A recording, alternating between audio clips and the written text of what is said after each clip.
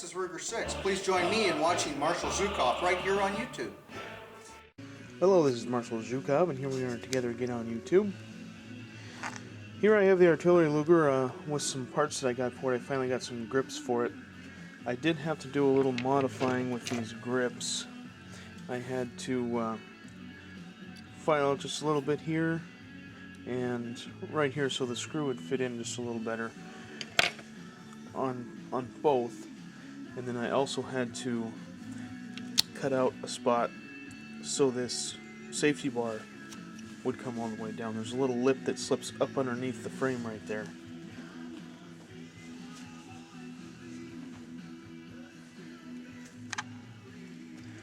Here are some of the parts that I took out of it, the springs that aren't any good. I don't know if I'd want to use the recoil bar, but the recoil lever. I can still use that toggle catch too, that's alright. But here's some of the springs that I got to replace the ones that are no good. And it didn't have any pins either for the recoil lever or the extractor that goes in the toggle. So I do have the rear sight ramp. Unfortunately, the little piece that slides up and down is missing, and I'm afraid that's going to be quite expensive to replace. So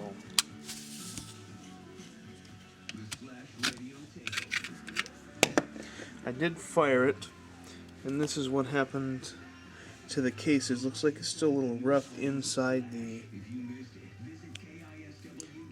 chamber, but I did have to cut out. This is a very thin piece of shim stock. I had to cut out a piece that fit around the barrel that would go in between the receiver and the barrel, because the barrel was loose and the witness marks weren't lining up on the bottom of the barrel. Now the marks are lined up,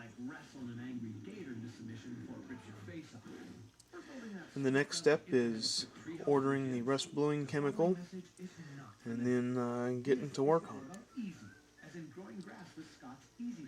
as well as finding a few more parts still. The frame's in decent shape. There's just a little bit of light rust right here, which isn't going to be a problem. It should come right off. But the rest of the frame looks pretty straight, pretty good. No other pitting that I can see.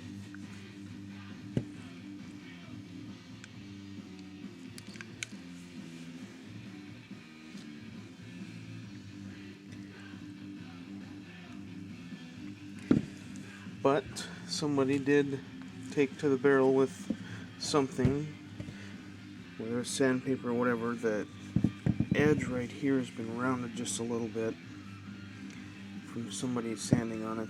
The serial number, and there's also another small number that's right below the serial number, right near the base part of the barrel where it screws into the receiver. 8,83 or 8,89 or 86 or something like that. But it looks like there was probably a little bit of pitting on the barrel that they tried to get off.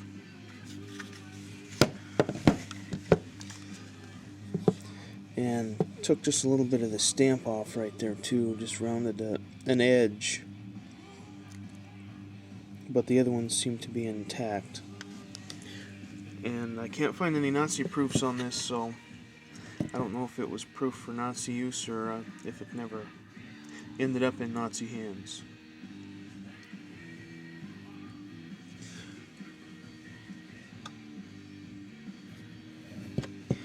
So there must have also been a little pitting on the top here. We can almost see the date. There we go. It's been sanded over, unfortunately, but it should be a very workable and serviceable gun when all is said and done. Hopefully it'll at least look a lot better than it does. and then hopefully it will be worth more than what I paid for it. I also used one of the Wolf springs that I got in the kit. This has a round style magazine spring in it, and this magazine spring that was in it was really weak, and after I replaced it, it works very well now. I didn't have any loading issues in my other shooter Luger when I shot it before I took parts out of it to put in this one to make it function. So I guess we can call this the second part of the update. I have no idea how many videos will be in the series, but more to come when available. Marshall Zhukov signing out.